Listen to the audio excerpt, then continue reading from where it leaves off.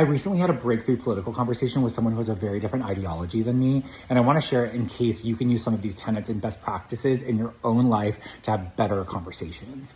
In particular, we were going on a 7-hour car ride, and this person was like, hey, I've been seeing your posts criticizing capitalism lately and really toting like democratic socialism or socialism, and I really want to know more about that because it concerns me. I go, okay, great. So we get in this car, and eventually he goes, tell me what you like about socialism. And I said, first, let's set some ground rules for the conversation. Let's not use generic labels that can lead to assumptions and triggers. Let's instead talk about our values and what we care about and what they bring up individually for us. And he agreed. So then I said, instead of me talking first, I actually have a lot of questions for you.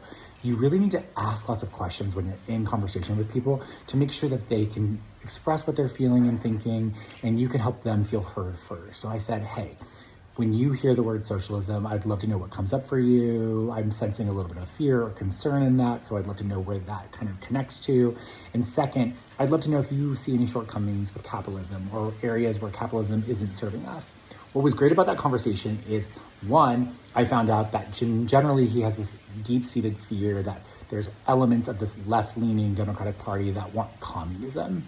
And he referenced certain characters in the Democratic Party that he thinks are really just like hiding under this label, but really want communism in America, which was interesting, and we could dig into that more. The second thing that came up is he thinks that we have what he called crony capitalism, that capitalism isn't really in its purest form here, that it's really corrupt, and that really bothers him.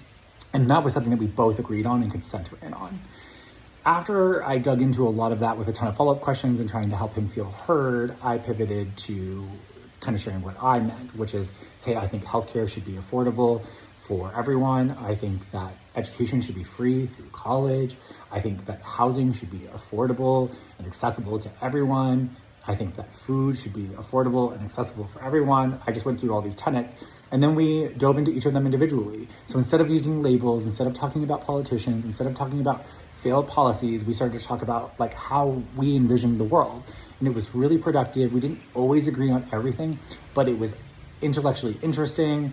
I got to understand a little bit more where he was coming from. We challenged each other in certain areas, and that was good. For example, he really doesn't like Mamdani, and I was like, again, he thinks he's like a communist plant, and I was like, I want you to go look at his policies and show me one area where he is threatening a capitalist ecosystem.